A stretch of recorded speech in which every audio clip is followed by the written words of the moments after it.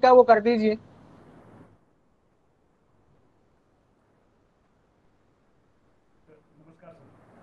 हाँ, रिकॉर्डिंग शुरू हो गई है। आप अपना वीडियो ऑन कीजिए। वीडियो ऑन है इनका। तो मुझे तो आप दिखाई दे रहे हैं इस पे स्क्रीन पे। मैं दिख रहा हूँ क्या? या अब कौन दिख रहा है?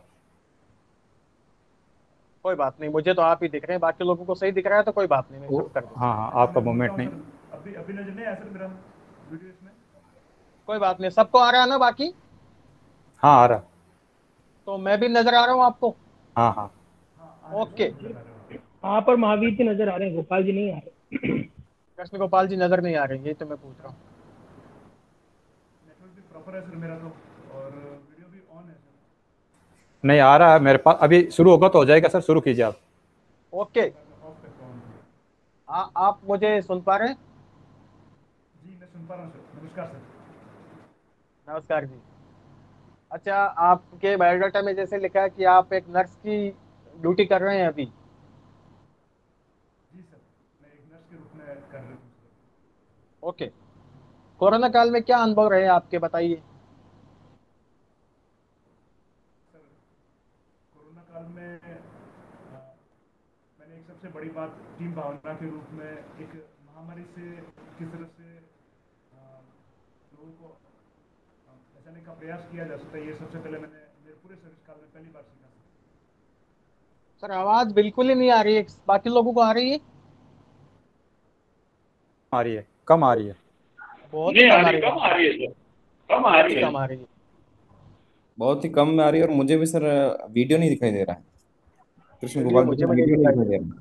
सर मुझे भी वीडियो और आवाज दोनों ही नहीं आ रही है। अब कैसे आ रही है आवाज़ सर? दोनों नहीं आ रही। वापिस अब आवाज़ कैसे आ हाँ, रही अब आ है? गई। अब आ रही है? अब आपके वीडियो आ गया। अब आ गई। अब आ गया। अच्छा वीडियो भी आ गया। वेरी अच्छा ठीक है सर। आवाज की दिक्कत है सर, आवाज की, आपकी आवाज नहीं आ रही है।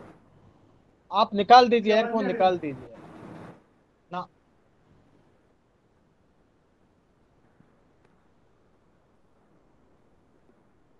अभी आवाज़ नहीं आ रही सर मेरी? हाँ, अभी आवाज तो आवाज़ आ आ रही रही है है सर लेकिन मेरी? कम आ रही है। हाँ, आप अभी आवाज तो आ रही है लेकिन कम आ रही है। आप अच्छा, इको हो रही है, नेटवर्क आवाज हो रहा कैसे है हो रही है? सर। तो और ये आवाज कैसे आ रही है? एक बार आप लेफ्ट हो जाइए सर, एक बार, एक कुछ बार दिक्कत है। आप लेफ्ट हो जाइए सर एक बार। आ रही सर आवाज़? अब आवाज अच्छी आ रही है। अच्छा, कैसे चलने दूँ मैं? वीडियो भी आ रहा है मेरा? हाँ, वीडियो आ रहा है, आवाज तो इको नहीं हो रही है मेरी। हाँ, आपकी आवाज़ को नहीं हो रही है सर। चलिए, तो शुरू करते हैं, देखते हैं। आप मुझे बताइए, कोरोना काल में क्या अनुभव जो रहे आपने अभी जैसे बताया, कुछ ऐसे अनुभव भी रहे कि आपको लगता है कि हमारा पैसा जो है कहीं ना कहीं इतना सम्मानजनक माना जाता है, लेकिन कई दफा देखा है कि कार्मिकों के ऊपर, स्वास्थ्य कर्मियों के ऊपर पत्थरबाजी होती है। इसको लेकर आपको कहीं ना कहीं ऐसा नहीं लगा कि वास्तव में ये एक दुखद घटना है? सर ये तो निस्संदेह एक दुखद घटना है कि स्टाफ के साथ में कई बार जनता की तरफ से दुर्व्यवहार किया जा रहा है सर। लेकिन इस महामारी के समय में ऐसा कोई अनुभव कभी भी नहीं हुआ सर। और महामारी के समय में जनता की तरफ से भी बहुत अच्छा यहाँ पर योगदान हमें मिला सर। और महामारी के जो अनुभव थे मेरे, वो बहुत अलग और बहुत अच्छे थे सर। हाँ, कई जगह हमने देखा कि ऐसी बातें हुई है। तो इसके रीजंस क्या हुए हैं, आप मुझे वजह बताइए, क्या वजह है कि लोग पत्थर फेंकते हैं?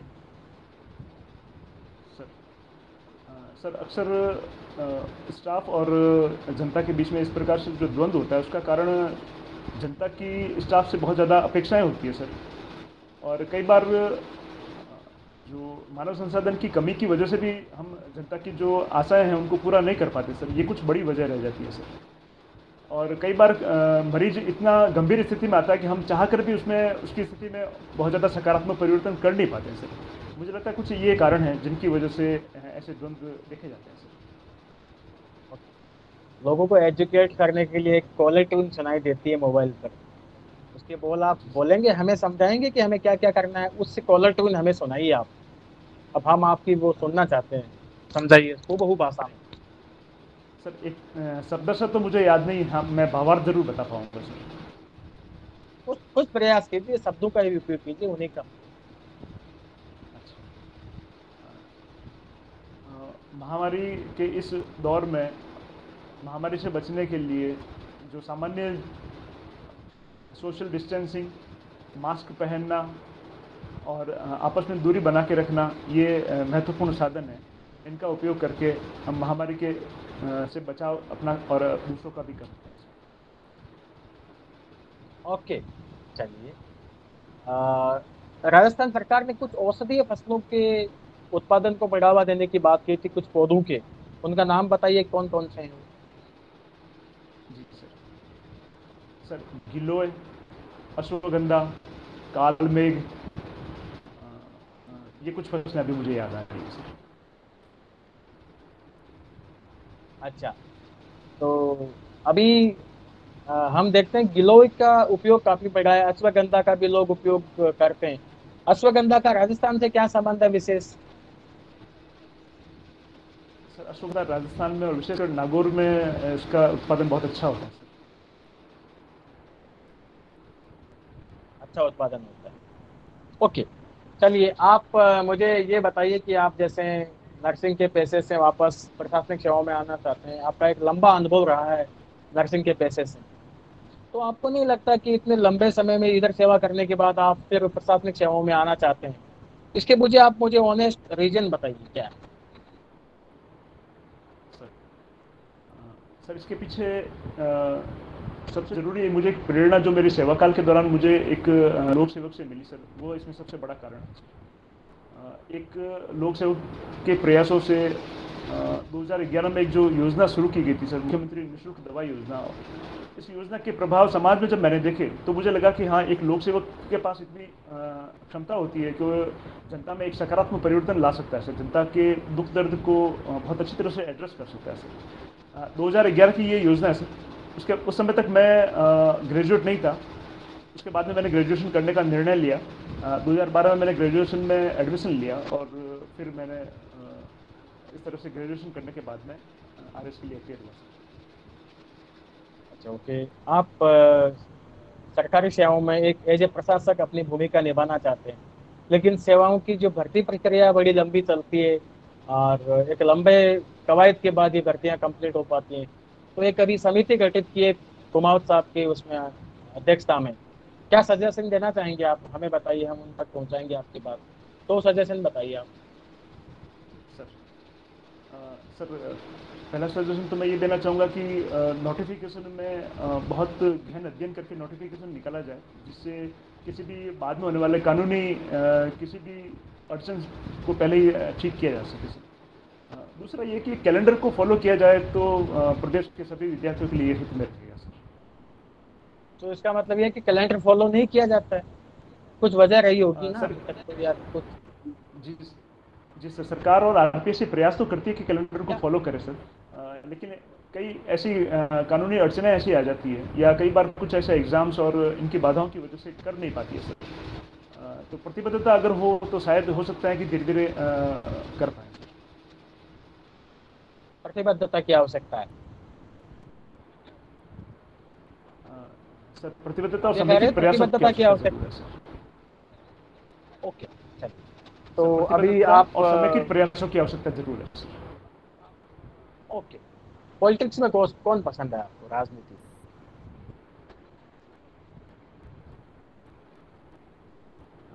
सर राजनीतिक व्यक्तित्व के बारे में बात कर रहे हैं हाँ जी, हाँ जी, बिल्कुल। सर मैं किसी एक व्यक्तित्व का तो नाम नहीं ले सकता सर, क्योंकि बहुत सारे व्यक्तित्व हैं जो मुझे प्रभावित करते हैं सर। बहुत सारे व्यक्तित्वों के बहुत सारे अलग अलग जो गुण हैं सर, मुझे अच्छे लगते हैं सर। चलिए, मैं आपसे पूछूं, केवल एक व्यक्ति का नाम बताना है और एकमात्र आपके पास विकल्प है, केवल एक व्यक्ति होना चाहिए, आप उनका नाम बताइए केवल। जी सर। सर मुझे इंदिरा गांधी जी ज़्यादा प्रेरित करती हैं सर। वर्तमान पॉलिटिक्स से बताइए। अच्छा, श्रीमान अशोक जी गहलोत हमारे राजस्थान के मुख्यमंत्री हैं, ये मुझे अच्छे लगते हैं सर। ओके, चलिए, बरसात का मौसम है अभी, आपको पता है, तो बरसात कम क्यों होती है हमारे यहाँ पर, क्या वजह है, स्पेसिफिक रीजन बताइए। सर हमारे राजस्थान की भौगोलिक परिस्थिति की वजह से हमारे यहाँ पर बारिश कम होती है सर, जिसमें एक अरावली की स्थिति है सर। एक भौगोलिक अरावली परिस्थितियाँ होगी, की जो हाँ, क्या क्या परिस्थितियाँ हमारे बताइए। जो मानसून, जी सर, अरावली मानसून की जो हवाएं हैं उनकी समानांतर स्थिति की वजह से ऐसा होता है सर। और दूसरा, जब दक्षिणी पश्चिमी मानसून हमारे यहाँ तक पहुँचता है तब तक यहाँ पर वो पानी से लगभग खाली सा हो जाए सर। और ठीक है, तीसरा बड़ा कारण यहाँ सर गर्मी अधिक होने की वजह से यहाँ नमी ये सोख लेता है सर मानसून की ठीक है, हवाओं की। ये कुछ बड़ा। ओके। मेरा अंतिम सवाल है, आप अरावली पर्वतमाला का आपने जिक्र जैसे किया, तो मुझे ये बताइए कि अरावली के सामने क्या संकट है आज के दिन, कैसे वो अपना अस्तित्व बताने में विफल रह सकती है भविष्य में, हम देखें क्या संकट है इस पर्वतमाला के सामने। सर पहले तो ये रुंडित पर्वतमाला है सर, बहुत पुरानी पर्वतमाला है, तो प्राकृतिक रूप से भी ये लगातार छोटी होती जा रही है सर। दूसरा, अवैध ओके, खनन है इसमें, जो उसकी वजह से छोटी होती जा रही है। ओके, अवैध खनन चुनौती है, जी सर। और बताइए और क्या चुनौती है। और सर पर्यावरण जो पेड़ पौधे और इनके ऊपर नहीं लगाने की वजह से भी इसका अक्षरण होता जा रहा है सर। ठीक है, आगे शुरू कीजिए सर। ये कुछ कारण इसमें महसूस करता हूँ सर। बिल्कुल, रवि जी आप पूछेंगे, कौन पूछेगा, रवि जी पूछेंगे। हाँ रवि जी आप पूछ लीजिए एक बार। हाँ प्रकाश जी, आवाज कृष्ण गोपाल जी, आवाज आ रही है मेरी? हाँ आपको आवाज, आपकी आवाज आ रही है, आप जी पूछ नमस्कार लीजिए सर, सर। आवाज आ रही है सर। कृष्ण गोपाल जी, अभी आप किस पद पर कार्यरत हैं? नहीं आ रही सर मुझे। अभी आप किस पद पर कार्यरत हैं? सर मैं चिकित्सा एवं स्वास्थ्य विभाग राजस्थान सरकार में नर्स पद पर कार्यरत हूँ सर। नर्स पद पर, नर्स प्रथम या नर्स द्वितीय? नर्स द्वितीय पद पर। अभी नाम परिवर्तन नहीं किया गया आपका? सर नर्सिंग अधिकारी नाम कर लिया सर। अच्छा, एक वैक्सीन वेस्टेज का बहुत ज्यादा राजस्थान के ऊपर आरोप भी लगे कि बहुत ज्यादा वैक्सीन वेस्टेज हुई, तो क्या वास्तव में वैक्सीन वेस्टेज हुई या कुछ और कारण भी रहे इसके? सर वैक्सीन वेस्टेज के जो डाटा हमारे यहाँ से जो निकल के आए हैं वो करीब 2% के आसपास वैक्सीन वेस्टेज को बता रहे हैं सर, और ये एक अनुमत वैक्सीन वेस्टेज है सर। 10% वैक्सीन वेस्टेज के बारे में तो हमारी केंद्र सरकार भी कहती है सर, तो मुझे नहीं लगता कि बहुत नहीं, ज़्यादा वेस्टेज होता कैसे, किन कारणों से होता है वेस्टेज? जी सर वैक्सीन वेस्टेज होने के एक बड़ा कारण इसमें ये है कि ये 4 घंटे तक, एक बार वैक्सीन को खोलने के बाद में 4 घंटे तक ही उपयोग में आ पाती है सर। और अगर 4 घंटे में 10 या 20 जो भी इसमें डोज होते हैं, अगर व्यक्ति हमारे पास उपलब्ध नहीं होते हैं तो वैक्सीन वेस्ट हो जाती है सर। दूसरा, कोल्ड चेन अगर मेंटेन नहीं रह पाए तो भी इसमें वैक्सीन वेस्टेज होने का खतरा बना रहता है सर। ये 2 बड़े कारण इसमें सर। क्या वैक्सीनेशन में कहीं कोई गड़बड़ भी की किन्हीं कर्मचारियों ने, ऐसे भी आरोप लगे हैं, जैसे 45 प्लस की आयु वर्ग के वैक्सीनेशन के समय 18 वालों को लगा दिया? सर आरोप मैंने भी पेपर्स में पढ़े जरूर है, लेकिन ऐसे मेरे अनुभव, व्यक्तिगत अनुभव ऐसे थे नहीं सर। मुझे लगा कि जहाँ पर भी मेरी उपस्थिति थी वहाँ पर बहुत अच्छी तरह से हुआ भी। क्या हम मान सकते हैं कि हमने जो कोविड की सेकेंड वेव है उस पर काबू पा लिया है? सर गिरते केसेस की संख्या और मृत्यु की जो दर है वो बहुत कम हो जाने के साथ में माना जा सकता है कि जो सेकेंड लहर है, सेकेंड लहर पर कुछ हद तक, बहुत हद तक हमने काबू पा लिया है सर। नहीं, ऐसा पहली वेव के समय भी हुआ था, अचानक से सब कुछ खोल दिया गया, लोगों ने कोविड एप्रोप्रिएट बिहेवियर है उसका पालन नहीं किया, तो उस वजह से ही हम सेकेंड वेव की चौकट पे आके खड़े हो गए। तो क्या नहीं लगता कि अचानक से सब कुछ खोल देने से वही समस्या वापस आकर खड़ी हो जाएगी? जी सर, सेकेंड वेव पर तो हमने काबू पा लिया, लेकिन जैसा आप कहते हैं सर, मैं भी इस बात से सहमत हूँ सर कि अगर बहुत जल्दी अगर खोलने में अगर की जाए तो थर्ड वेव का खतरा भी बना रहेगा सर। लेकिन इकोनॉमी भी एक बहुत बड़ा इशू है सर। लोगों को बेरोजगारी और इन सब से बचाने जाना भी सरकार का एक मुख्य उद्देश्य इसमें है सर। तो विवेक के साथ में और एक प्लान के साथ में धीरे धीरे करके सरकार इसको खोलने का प्रयास कर रही है सर। और मुझे लगता है कि ये अगर ठीक तरीके से जनता भी बिहेवियर कोरोना अप्रोप्रिएट बिहेवियर का पालन करेगी तो हम खतरे से बचे रहेंगे सर। अभी जो थर्ड वेव की जो बात हो रही है कि अगस्त सितंबर में थर्ड वेव आएगी, उसमें बच्चे सबसे ज़्यादा प्रभावित होंगे, तो क्या कारण है? जब इनको पहले पता है कि बच्चे प्रभावित होने वाले हैं, तो क्या उसका प्रबंधन किया जा सकता है? और क्या कारण है कि बच्चे ही सबसे ज़्यादा प्रभावित होंगे? सर इसको पक्के तौर पर तो नहीं कहा जा सकता कि बच्चे ही प्रभावित होंगे। ये एक आशंका प्रकट की गई है और शायद मुझे लगता है कि इसकी एक बड़ी वजह ये भी है कि अभी तक बच्चों में टीकाकरण नहीं हो पा रहा है। और ऐसा समझ पा रही कि जब तक थर्ड वेव आएगी तब तक युवा वर्ग और 45 वर्ष से ऊपर और 60 वर्ष से ऊपर के जो व्यक्ति हैं उनका बहुत हद तक टीकाकरण हो पाएगा। तो ऐसे में ये वर्ग टीकाकरण से वंचित रहेगा, तो इस वजह से शायद ऐसा संभावना व्यक्त की जा रही है सर। वरना ऐसा कोई ऐसे डाटा या ऐसी कोई रिसर्च हमारे पास में उपलब्ध नहीं हम प्रभावी तौर पर या पक्के तौर पर ये कह दें कि बच्चे ही इस बार प्रभावित होंगे सर। अभी राज्य सरकार कोविड की थर्ड वेव के लिए क्या पूर्व तैयारियां कर रही है? राज्य सरकार की तरफ से हर पीएससी और सीएससी पर ऑक्सीजन सिलेंडर और ऑक्सीजन के जो ये प्लांट है ये बनाने की व्यवस्था की जा रही है सर। और ह्यूमन रिसोर्सेज के लिए कोविड जो सहायक है, कोविड सहायक और कोविड सहायक जो डॉक्टर्स हैं इनकी नियुक्ति की जा रही है सर अस्थायी तौर पर। और सर ये दवाएं हैं, दवाओं के लिए भी ये प्रबंधन कर रही है। और वार्ड और आईसीयू बेड्स जो हैं बच्चों के लिए ये भी बढ़ाए जा रहे हैं सर। और जागरूकता अभियान भी लगातार सरकार साथ में चलाई रही है सर। अभी कोविड के बाद पोस्ट कोविड जो देखने को मिल रहा है म्यूकोरमाइकोसिस, तो क्या इसका कोरोना ही एक कारण है? क्योंकि कुछ पेशेंट ऐसे भी हैं जिनको कोरोना हुआ ही नहीं, कुछ ऐसे हैं जैसे इसमें कहा गया है कि ऑक्सीजन लेने की वजह से उनको हुआ, लेकिन कुछ पेशेंट ऐसे हैं जिनको कोरोना ही नहीं हुआ, उनमें भी म्यूकोरमाइकोसिस हो गया। और कुछ पेशेंट ऐसे हैं जो ऑक्सीजन तक नहीं पहुंचे उसके बावजूद भी उनमें हो गया।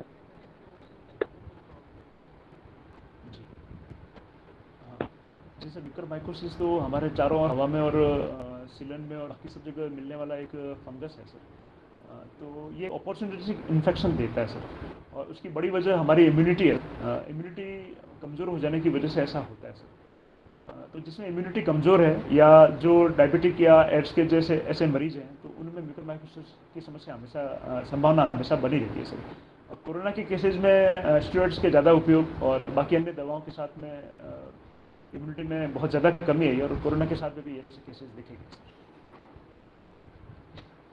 चलिए ठीक है, बहुत अच्छा कृष्ण कॉलेज, आपसे बात करके अच्छा लगा। Thank you sir.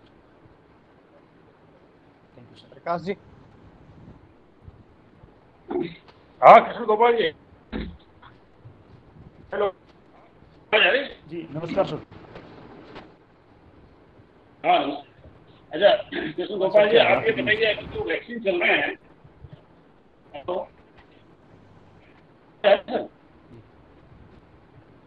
हेलो, आवाज़ ढंग से नहीं आ रही सर आपकी। मैं तो समझ चाहूँगा सर, आवाज़ कट रही है आपकी। तो आप प्रकाश जी रहने दीजिए, आवाज बहुत दिक्कत है। आप मुझे सुन पा रहे? हेलो, जी मैं सुन पा रहा हूँ सर। प्रकाश जी आवाज बिल्कुल नहीं आ रही है। एक बार ढंग से नहीं आ थोड़ा रही सा सर। पोंछ लीजिए, मैं शुरू कर। आप एक बार बंद कर दीजिए उसको, स्पीकर नहीं आ रही बिल्कुल ही। आप मुझे सुन पा रहे हैं? जी मैं सुन पा रहा हूँ सर। अच्छा ओके, आप पाली से हैं? जी सर, मैं पाली से हूँ सर। चलिए पाली के बारे में कुछ विशेष बातें बताइए आप हमें, ताकि हम वहाँ घूम के आ सकें। जी सर। सर पाली राजस्थान के बांगड़ प्रदेश में स्थित एक जिला है सर, जो अन्य 8 जिलों से अपनी सीमा साझा करता है और सांस्कृतिक रूप से बहुत समृद्ध जिला है सर। यहाँ पर जैन पंचतीर्थी के रूप में यहाँ के जो जैन 5 तीर्थ स्थान है वो हमारे पूरे भारत में प्रसिद्ध है सर। और इसके अलावा जो रणकपुर का स्थापत्य हमारे विश्व में अपने स्थापत्य के लिए रणकपुर बहुत प्रसिद्ध है सर। पाली में प्रॉपर में यहाँ पर सोमनाथ मंदिर है, कुमारपाल सोलंकी द्वारा बनाया गया। इसी तरह से मगरमंडी माता मंदिर है। और इस खुदाई में जो जूनागढ़ मिला ये भी एक दर्शनीय स्थल है सर। इसके अलावा सर यहाँ के जो खान पान है वो भी विशिष्ट है सर। यहाँ का गुलाब हलवा ये और यहाँ की कृषि उपजें ये भी एक विशेष है सर। साथ में सर मेहंदी है जो भारत में 97% मेहंदी हमारे पाली की सोजो तहसील में उपस्थित है सर। ये सब कुछ एक किसी की आपने बात किया वाले के लिए बहुत अच्छे आकर्षण है सर। कृषि उपजों की बात आपने की तो मेहंदी की इसमें उल्लेख किया। मेहंदी के अलावा ऐसी कौन सी उपज है जो यहाँ की विशेष प्रसिद्ध, आप केवल नाम बताइए। सर मेहंदी के अलावा यहाँ पर घोड़ा जीरा को इसबगोल लेते हैं सर। जीरा, तिल, मूंग, यहाँ पर गेहूँ, बाजरा, ये कुछ फसलें हैं सर जो मैं भी याद कर पा रहा हूँ सर। घोड़ा जीरा आपके यहाँ पर होता है, आपने देखा है घोड़ा जीरा कैसी फसल होती है? जी मैंने देखा है सर। अच्छा, देखा आपने? कितनी हाइट होती है बताइए उसकी पौधे की? सर इसकी हाइट करीब 4 से 5 फीट मैंने देखी है सर। 4 से 5 फीट होती है? आप आराम से सोच के बताइए मुझे। इसबगोल की हाइट 4 से 5 फीट होती है, आप वक्त ले सकते हैं, तसल्ली से बताइए। सर खेती का मेरा कोई विशेष अनुभव नहीं है सर, लेकिन जैसे मैंने इसको देखा है सर मुझे 4 से 5 फीट लगी सर। अच्छा, ओके, चलिए, बहुत अच्छी बात है। तो आप कविता भी लिखते हैं? नहीं सर, मैं कविता तो नहीं लिखता हूँ सर। हाँ, लघु कथा लिखता हूँ सर। आप लघु कथा लिखते हैं, ओके। अभी कौन सी लघु कथा आपने लिखी है? सर अभी एक लघु कथा धृतराष्ट्र करके मैंने लिखी है सर। तो लघु कथा और रेखा चित्र ये क्या अलग अलग चीजें?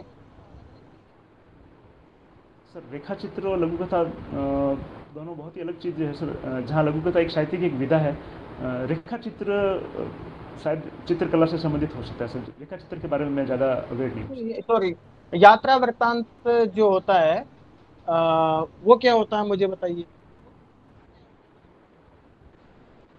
सर यात्रा वृत्तांत किसी लेखक द्वारा किसी स्थल की विशेष की अगर यात्रा की जाती है तो उस यात्रा से संबंधित जो भी अनुभव होते हैं वो यात्रा वृत्तांत के रूप में लेखक पेश करता है।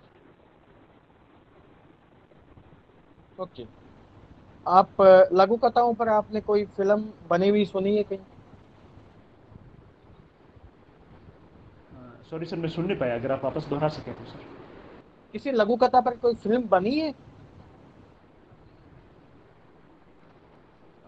सर ऐसी कोई फिल्म मैं याद तो नहीं कर पा रहा हूँ सर, क्षमा कीजिएगा। पाली के एक साहित्यकार आपके काफी चर्चित रहे थे, वो कौन थे? पाली के साहित्यकार जिनके रचना पे कोई फिल्म बनी, ऐसा है सर? नहीं नहीं नहीं, एक पाली के साहित्यकार हाल ही में चर्चा में थे, पद्मश्री मिला था उनको। जी सर, जी सर। सर श्रीमान अर्जुन सिंह जी शेखावत है सर, जिनको किस अभी विषय पर हाल ही में लिखते पद्मश्री थे? पुरस्कार मिला है। किन विषयों पर इन्होंने लिखा है? सर उन्होंने आदिवासी जो जनजाति हैं उनके ऊपर अधिकतर लिखा है सर। और अरावली की जड़ों में जो रहने वाली आदिवासी जनजाति जिसमें करासिया है, भील है, इनका मुख्य विषय ये रहे हैं सर। अच्छा, आप किन विषयों पर लिखते हैं? सर मैं मुख्य रूप से मानवीय संबंधों पर अधिकतर लिखा है इसमें मैंने। और वैसे जो भी समाज में ऐसी कोई विद्रुपताएं, ऐसी कोई कमियां या ऐसी कोई बात जो मुझे स्ट्राइक कर जाती है उनके ऊपर भी लिखता हूँ सर। समाज की किस कमी आपको, कमी पे जिस पे आपने लघु कथा लिखी हो, कमी का उल्लेख कीजिए, आप हमें बताइए कौन सी ऐसी कमी आप देखते हैं समाज में। सर अभी एक कोरोना काल में जो प्रवासियों की और बाकी जो युवाओं की जो नौकरी छूट गई थी सर, उस पर मैंने एक छोटी सी लघु कथा लिखी थी, छुटकू सर। उसमें एक छुटकू नाम का एक चरित्र है जो गन्ना रस निकालता है, उससे प्रेरणा लेकर एक आदमी अपना व्यवसाय शुरू करता है सर। तो ये तो एक आकस्मिक एक व्यवधान पैदा हो गया हमारे जो आम जनजीवन था उसमें। ये कोई परमानेंट समस्या तो नहीं है हमारी प्रवासन की समस्या? जी, परमानेंट समस्या प्रवासन की तो नहीं है, लेकिन बेरोजगारी की समस्या काफ़ी लंबे समय से है सर, और ये समाज में अच्छा, बेरोजगारी के ऊपर लिखा आप? ओके ओके जी सर। बेरोजगारी कितनी है अभी राजस्थान में अपने यहाँ पर? सर बेरोजगारी मुझे जो लास्ट आंकड़ा याद है सर 6 पॉइंट समथिंग मैंने पढ़ा था। पूर्णतः मैं याद नहीं कर पा रहा हूँ, क्षमा कीजिएगा। अच्छा, आप याद नहीं कर पा रहे।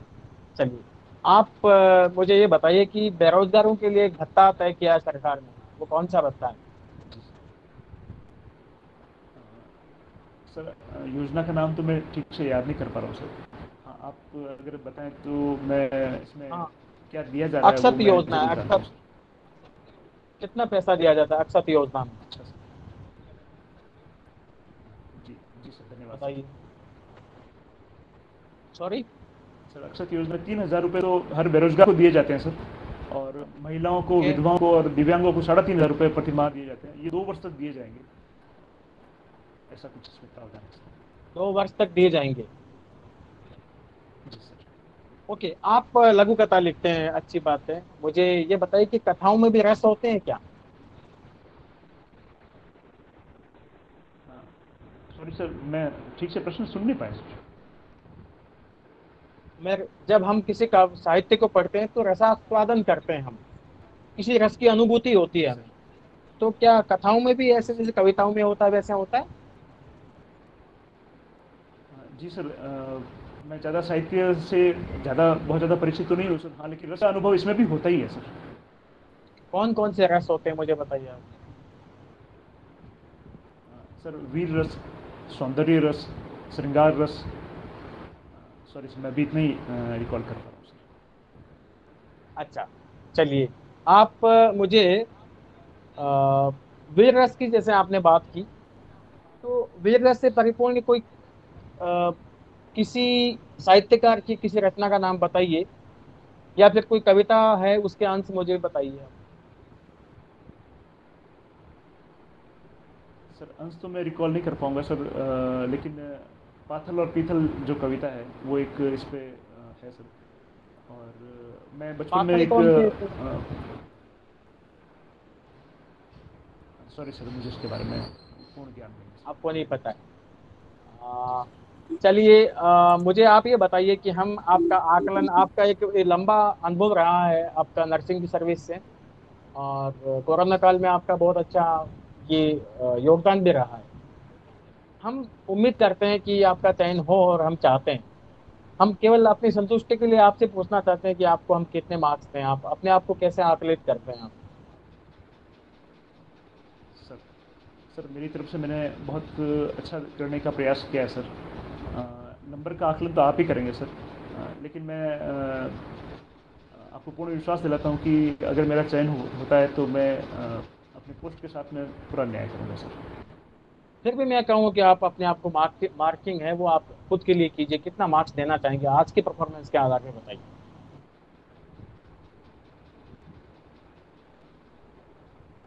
सर ये पूर्णतः आपका अधिकार है सर, लेकिन अगर कहा जाए तो मैं 75 to 80 के बीच में मैं देना चाहूँगा सर, एक रेंज में बता सकता हूँ सर। चलो, बहुत बहुत शुभकामनाएं सर आपको। महावीर जी, रिकॉर्डिंग बंद कीजिए। हेलो, आवाज आ रही है सर? हेलो, आवाज आई सर? अभी तो आ रही है थोड़ी थोड़ी। हेलो।